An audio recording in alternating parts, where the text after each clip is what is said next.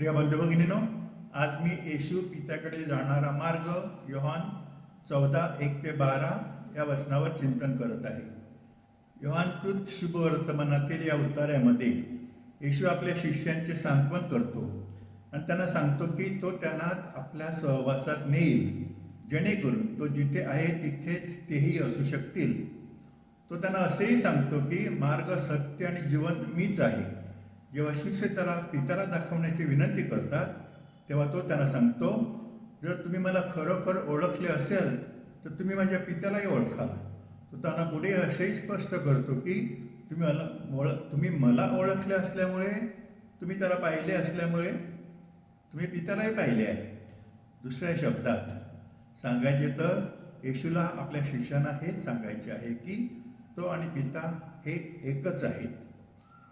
येशू हा पित्याकडे जाण्याचा मार्ग आहे यावरील माझ्या चिंतनाची सुरुवात मी एका हृदयस्पर्शी कथेने करू इच्छितो. ही कथा एका धर्मगुरूची आहे, ज्याने आपल्या एका धर्मबंधूला आत्महत्येचा विचार सोडून देण्यास पटवून दिले, तरी त्यासाठी त्याला त्याच्या संमतीची खूप वेळ धीराने वाट पाहावी लागली. एका तरुण धर्मगुरूची नेमणूक एका धर्मग्रामात झाली होती, जिथे धर्मगुरूंचे लोकांशी सौहार्दपूर्ण संबंध होते. एके दिवशी त्यांच्या प्रमुख धर्मगुरूंनी त्या धर्मगुरूंना सांगितले की ते एका कुटुंबाला भेटायला जात आहेत, जिथे 3 मुलांचे वडील खूप दुःखी होते. ते धर्मगुरू खूप वेळाने परत आले. तेव्हा तरुण धर्मगुरूंनी त्यांना विचारले की त्यांना परत यायला इतका उशीर का लागला, इतका वेळ का लागला. धर्मगुरूंनी त्यांना सांगितले की जेव्हा ते त्या कुटुंबाकडे गेले तेव्हा त्यांना 3 मुलांचे वडील हातामध्ये विषाची बाटली घेऊन पलंगावर बसलेले आढळले. कुटुंबातील लोकांनी त्यांना सांगितले की त्यांना नैराश्य आले होते आणि आत्महत्या करायची होती. त्यांनी धर्मगुरूंना विनंती केली की त्यांनी त्यांना आत्महत्येच्या विचारापासून परावृत्त करावे, पण तो माणूस आपला विचार बदलायला तयार नव्हता. म्हणून धर्मगुरूंनी त्याला सांगितले की जोपर्यंत तो विषाची बाटली त्यांना देत नाही तोपर्यंत परत जाणार नाहीत. तरीही तो माणूस आत्महत्या करण्यावर ठाम होता. म्हणून त्यांनी मनातल्या मनात प्रार्थना करण्यास सुरुवात केली, जेणेकरून त्याचे मन बदलेल. सुमारे 2 तासानंतर तो माणूस नरमला. त्याने ती बाटली धर्मगुरूंना दिली. आता तो आत्महत्येचा विचारही करणार नाही याची खात्री झाल्यावरच त्यांनी विषाची बाटली घेतली आणि ते परत आले. कथेचा संदेश. ही कथा आपल्याला हा संदेश देते की सर्व धार्मिक परंपरांमधील धर्मगुरूंनी परमेश्वराने त्यांच्या देखरेखीखाली ठेवलेल्या लोकांसाठी अत्यंत प्रेमळ आणि काळजीवाहू असणे आवश्यक आहे. आणि जगातील सर्व लोकांनी परमेश्वराने त्यांच्या देखरेखीखाली ठेवलेल्या लोकांवर आणि मुलांवर प्रेम करणे व त्यांची काळजी घेणे आवश्यक आहे. यापूर्वी येशूने आपल्या शिष्यांना सांगितले होते की तो आता केवळ थोडाच काळ त्यांच्यासोबत असेल, त्यानंतर ते त्याला शोधतील, परंतु तो जिथे जाणार आहे तिथे त्यांना येता येणार नाही. योहान 13:33. त्यामुळे शिष्य दुःखी झाले होते आणि येशूला असे वाटले की त्यांनी त्यांचे सांत्वन करणे गरजेचे आहे. म्हणूनच येशू आपल्या शिष्यांचे सांत्वन करतो. येशू आपल्या शिष्याला दिलासा देतो. तुमच्या अंतःकरणे अस्वस्थ होऊ देऊ नका. तुम्ही परमेश्वरावर विश्वास ठेवता, माझ्यावरही विश्वास ठेवा. येशूने आपल्या शिष्यांना यापूर्वी समजावून सांगितले होते की तो आणि पिता हे एकच आहेत. ज्याप्रमाणे त्यांनी परमेश्वरावर विश्वास ठेवला होता त्याचप्रमाणे त्यांनी त्याच्यावरही विश्वास ठेवणे आवश्यक आहे. आणि जर त्यांना परमेश्वरावर खरोखरच विश्वास असेल तर त्यांनी आपल्या अंतःकरणे अस्वस्थ होऊ देऊ नयेत. येशू आपल्यालाही परमेश्वरावर आणि स्वतःवर विश्वास ठेवण्याचे आमंत्रण देतो, जेणेकरून आपले अंतःकरणे अस्वस्थ होणार नाही. याचा अर्थ असा आहे की जेव्हा आपण परमेश्वरावर आणि येशूवर विश्वास ठेवतो तेव्हा आपण असे जीवन जगू शकतो ज्यामध्ये आपले अंतःकरणे अस्वस्थ होत नाही. येथे अंतःकरण किंवा हृदय या शब्दाचा संदर्भ आपल्या संपूर्ण जीवनाशी आहे, ज्यामध्ये आपली शारीरिक स्थिती, आपली मानसिक व भावनिक स्थिती, आपले वर्तन आणि आपले सर्व प्रयत्न, जसे की आपल्या अपेक्षा, स्वप्ने, आपले कष्ट, संघर्ष, तसेच आपले विजय व अपयश आणि आपल्या जीवनाशी संबंधित इतर सर्व काही समाविष्ट असते. म्हणून अंतिमतः आपण या गोष्टीची खात्री बाळगू शकतो की आपल्या सर्व प्रयत्नांमध्ये येशू आपल्या पाठीशी उभा असेल. त्यामुळे आपल्या अंतकरणे अस्वस्थ होण्याचे काहीच कारण नाही. आपण आपले जीवन येशूच्या हाती सोपवू शकतो आणि येशूने आपल्याला दिलेल्या वचनानुसार त्याने आपणास दिलेल्या त्या शांतीमध्ये जगू शकतो. स्वर्गातील येशूच्या पित्याला आपल्याकडून काय हवे आहे जेणेकरून आपण परमेश्वराच्या राज्यात प्रवेश करू शकू? येशूने आपल्या शिष्यांना सांगितले की केवळ तेच लोक परमेश्वराच्या राज्यात प्रवेश करतील जे स्वर्गातील येशूच्या पित्याच्या इच्छेप्रमाणे वागतात. येशूनुसार त्याच्या स्वर्गातील पित्याला आपल्याकडून पुढील गोष्टी हव्या आहेत. 1. परमेश्वराच्या आज्ञांचे पालन करणे. जे परमेश्वराच्या राज्यात प्रवेश करू इच्छितात त्यांच्याकडून स्वर्गातील येशूच्या पित्याला हवी असलेली पहिली गोष्ट म्हणजे परमेश्वराच्या आज्ञांचे पालन करणे. येशूने आपल्या शिष्यांना सांगितले, जर तुम्ही माझ्यावर प्रीती करता तर तुम्ही माझ्या आज्ञा पाळा. योहान 14:15. परमेश्वराच्या आज्ञा कोणत्या आहेत? परमेश्वराच्या आज्ञाचा सारांश म्हणजे परमेश्वरावर प्रीती करणे आणि शेजाऱ्यावर प्रीती करणे. 2. परमेश्वरावर प्रेम करणे आणि शेजाऱ्यावर प्रीती करणे. येशूनुसार परमेश्वराच्या राज्यात प्रवेश करण्यासाठी आपल्याला परमेश्वरावर प्रेम करणे आणि शेजाऱ्यावर प्रेम करणे आवश्यक आहे. येशूने उत्तर दिले, तू आपला परमेश्वर यावर आपल्या सर्व अंतःकरणाने, आपल्या सर्व जीवाने व आपल्या सर्व बुद्धीने प्रीती कर. ही पहिली व सर्वात मोठी आज्ञा आहे. आणि दुसरी आज्ञा तिच्यासारखीच आहे, तू आपल्या शेजाऱ्यावर स्वतःसारखी प्रीती कर. सर्व नियमशास्त्र व संदेष्टांच्या ग्रंथ या 2 आज्ञांवर अवलंबून आहेत. मत्ते 22:37-40. म्हणून येशू आपल्याला परमेश्वरावर प्रेम करण्यास आणि आपल्या शेजाऱ्यावर प्रेम करण्यास आमंत्रित करतो जेणेकरून आपण परमेश्वराच्या राज्यात प्रवेश करू शकू. आपल्या संपर्कात येणाऱ्या लोकांना परमेश्वरावर आणि आपल्या शेजाऱ्यावर प्रेम करायला शिकवणे हे देखील आपल्याकडून अपेक्षित आहे जेणेकरून ते परमेश्वराच्या राज्यात प्रवेश करू शकतील. आपण ज्या लोकांच्या संपर्कात येतो त्यांच्या जीवनात शांतता आणण्यासाठी आपल्याला हे निमंत्रित करण्यात आले आहे जेणेकरून त्यांची अंतःकरणे अस्वस्थ होणार नाही. येशूच्या हाती आपले जीवन सोपवण्यासाठी त्यांना प्रेरित करून त्यांना आणि मदत करून आपण हे साध्य करू शकतो. येशूने आपल्या शिष्यांना माझ्या पित्याच्या घरात राहण्याच्या अनेक जागा आहेत असे सांगितले. तेव्हा त्याचा अर्थ काय होता? काही लोकांनी येशूच्या शब्दांचा चुकीचा अर्थ लावला आणि असा विचार केला की स्वर्ग जो आपले अंतिम गंतव्यस्थान आहे ही कुठेतरी अस्तित्वामध्ये असलेली एक भौतिक जागा आहे.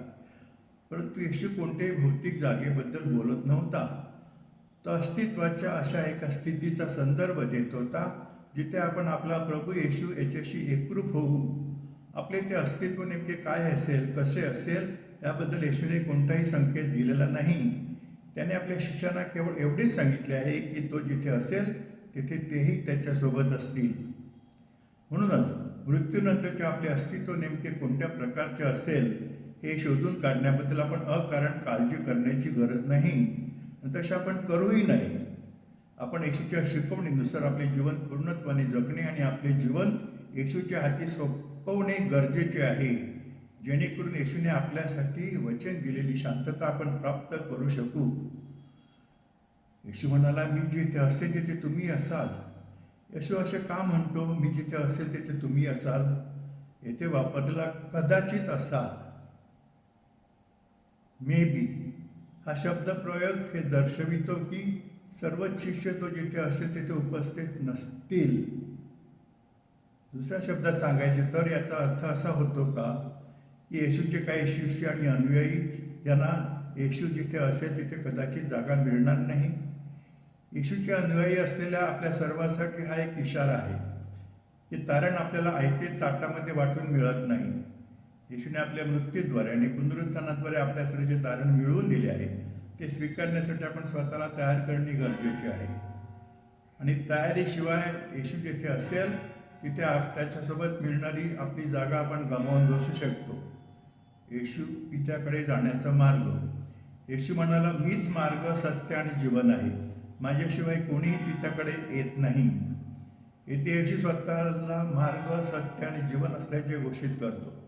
त्याचवेळी तो म्हणतो की त्याच्याशिवाय कोणीही पित्याकडे येत नाही.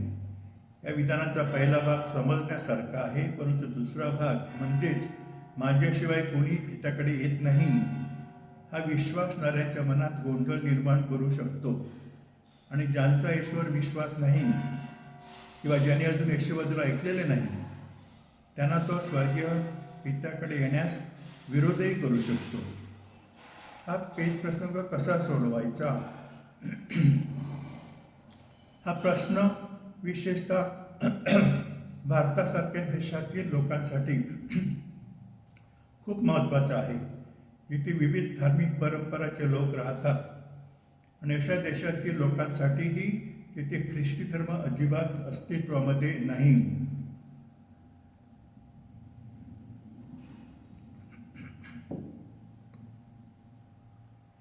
सोप्या आणि सरळ भाषेत सांगायचे झाल्यास याचा सारांश फक्त एकाच प्रश्नात येतो, तो म्हणजे तारण केवळ ख्रिस्ती लोकांसाठी आहे की इतर धार्मिक परंपरांच्या लोकांसाठीही आहे. येशूला या पेच प्रसंगाची पूर्ण जाणीव होती, ज्याचा सामना त्याच्या शिष्यांना भविष्यात करावा लागेल. म्हणून त्याने या प्रश्नाचे उत्तर आधीच दिले आहे की कोणाचे तारण होईल आणि कोणाचे होणार नाही. अंतिमता त्याच्या स्वर्गीय पित्याची इच्छा आहे. त्याने शिष्यांना सांगितले, माणसासाठी अशक्य आहे परंतु परमेश्वरासाठी सर्व काही शक्य आहे. मत्ते 19:26. हे वचन येशूने आपल्या शिष्यांच्या आश्चर्याला उत्तर देताना सांगितले आहे की एका श्रीमंत माणसाला स्वर्गाच्या राज्यात प्रवेश करणे किती कठीण आहे. हे वचन यावर जोर देते की मानवी मर्यादा ईश्वरी शक्तीला रोखू शकत नाही आणि हे अधोरेखित करते की ईश्वरी शक्यता मानवी आकलन आणि प्रयत्नांच्या पलीकडचे आहेत. दुसऱ्या शब्दात सांगायचे तर आपण हा प्रश्न परमेश्वरावर सोपवला पाहिजे आणि त्याच्या बुद्धीवर, सामर्थ्यावर व इच्छेवर पूर्ण विश्वास ठेवला पाहिजे. आपल्या संपर्कात येणाऱ्या लोकांनाही आपण समजावून सांगितले पाहिजे आणि पटवून दिले पाहिजे की त्यांनी परमेश्वराच्या बुद्धीवर आणि शहाणपणावर पूर्ण विश्वास ठेवावा आणि कोण तारण पावेल व कोण नाही याबद्दल अनावश्यक चिंता करू नये. जगासाठी आणि आपल्यासाठी असलेल्या परमेश्वराच्या योजना व निर्णयांबद्दल त्याला प्रश्न विचारण्याचा आपल्याला काय अधिकार आहे? परमेश्वराबरोबरच्या आपल्या नातेसंबंधात आपण नम्र आणि आज्ञाधारक असले पाहिजे. आपल्या संपर्कात येणाऱ्या लोकांनाही परमेश्वराबरोबरच्या त्यांच्या नातेसंबंधात नम्र व आज्ञाधारक होण्यासाठी आपण प्रेरणा दिली पाहिजे. जर तुम्ही मला खरोखर ओळखता तर तुम्ही माझ्या पित्यालाही ओळखाल. आतापासून तुम्ही त्याला ओळखता आणि त्याला पाहिले आहे. येथे येशू आपल्या शिष्यांना स्पष्ट करतो की तो आणि पिता हे एक आहे. आपण येशूवर विश्वास ठेवला पाहिजे आणि त्याचे म्हणणे स्वीकारले पाहिजे. म्हणजेच तो म्हणजे येशू आणि त्याचे पिता एक आहेत. आपल्या संपर्कात येणाऱ्या लोकांना आणि तो आणि त्याचे पिता एक आहेत हे येशूचे म्हणणे स्वीकारण्यासाठी आपण प्रेरित केले पाहिजे. फिलिप म्हणाला, प्रभू आम्हाला पिता दाखवा आणि ते आमच्यासाठी पुरे होईल. यामुळे येशूला वाईट वाटते आणि तो फिलिपला पुढील गोष्टींसाठी फटकारतो. येशू इतका काळ शिष्यांसोबत असूनही ते त्याला ओळखत नाही म्हणून. फिलिप, मी इतका काळ तुमच्यामध्ये असूनही तुम्हाला ओळखत नाहीस का? येशू फिलिपला विचारतो की इतका काळ त्यांच्यामध्ये राहूनही त्याने येशूला अजून कसे ओळखले नाही. आपण येशूला पुरेसे ओळखू शकावे यासाठी आपण शास्त्रवचन वाचून येशूच्या शब्दांवर व कृतींवर मनन करून आणि त्याची प्रार्थना करून त्याच्यासोबत वेळ घालवला पाहिजे. आपल्या संपर्कात येणाऱ्या लोकांनाही असेच करायला आपण प्रेरित केले पाहिजे. ज्याने येशूला पाहिले आहे त्याने पित्याला पाहिले आहे हे न समजल्यामुळे. ज्याने मला पाहिले आहे त्याने पित्याला पाहिले आहे, मग तो आम्हाला पिता दाखवा असे कसे म्हणू शकतोस? येशू फिलिपला फटकारतो आणि विचारतो की तो येशूला पिता दाखवण्यास कसे सांगू शकला. एकदा आपण येशूला ओळखले की आपण येशूला पिता दाखवण्यास सांगू नये. आपल्या संपर्कात येणाऱ्या लोकांना त्यांनी येशूला पिता दाखवण्यास सांगू नये हे आपण शिकवले पाहिजे. येशू पित्यामध्ये आहे आणि पिता त्याच्यामध्ये आहे यावर विश्वास न ठेवल्यामुळे. मी पित्यामध्ये आणि पिता माझ्यात आहे यावर तुमचा विश्वास नाही काय? येशू फिलिपला विचारतो की येशू पित्यामध्ये आणि पिता त्याच्यामध्ये आहे यावर त्याचा विश्वास का नाही? येशू पित्यामध्ये होता आणि पिता त्याच्यामध्ये होता यावर आपण विश्वास ठेवला पाहिजे. त्याचप्रमाणे येशू पित्यामध्ये होता आणि पिता त्याच्यामध्ये होता यावर विश्वास ठेवण्यासाठी आपण आपल्या संपर्कातील लोकांना प्रेरणा दिली पाहिजे आणि त्यांना मदत केली पाहिजे. फिलिपला त्याच्या शंकांबद्दल फटकारल्यानंतर येशू आपल्या शिष्यांना स्पष्ट करतो की तो त्यांना जे शब्द सांगत होता ते त्याने स्वतःच्या अधिकाराने सांगितले नव्हते, तर त्याच्यामध्ये राहणारा पिताच त्याचे कार्य करत होता. त्यानंतर येशू त्यांना नम्रपणे विनंती करतो की निदान त्याच्या कार्याच्या पुराव्यावरून तरी तो पित्यामध्ये आहे आणि पिता त्याच्यामध्ये आहे यावर त्याने विश्वास ठेवावा. आपल्या संपर्कात येणाऱ्या लोकांशी आपण येशूप्रमाणे सौम्य असले पाहिजे आणि तो पित्यामध्ये होता व पिता त्याच्यामध्ये होता यावर विश्वास ठेवण्यास त्यांना प्रेरित केले पाहिजे किंवा निदान त्याच्या कार्याच्या पुराव्यावरून तरी विश्वास ठेवण्यास प्रवृत्त केले पाहिजे. शेवटी येशू त्यांना वचन देतो की जो कोणी त्याच्यावर विश्वास ठेवेल तो ती कार्य करील जी तो करत होता आणि तो पित्याकडे जात असल्यामुळे ते यापेक्षाही मोठे कार्य करतील. येशूच्या या वचनावर आपण विश्वास ठेवला पाहिजे की जो कोणी त्याच्यावर विश्वास ठेवेल तो ती कार्य करील जी तो करत होता आणि तो पित्याकडे जात असल्यामुळे ते यापेक्षाही मोठी कार्य करतील. तसेच आपल्या संपर्कात येणाऱ्या लोकांना येशूच्या या वचनावर विश्वास ठेवण्यास आपण प्रेरित केले पाहिजे. प्रिय मित्रांनो, माझा व्हिडिओ पाहिल्याबद्दल आणि माझे विचार प्रेमाने ऐकल्याबद्दल मनापासून धन्यवाद. तुमच्या प्रतिक्रिया व सूचना मला जरूर कळवा. कृपया 7030447934 या व्हॉट्सअप क्रमांकावर लिहा किंवा मला कॉल करा.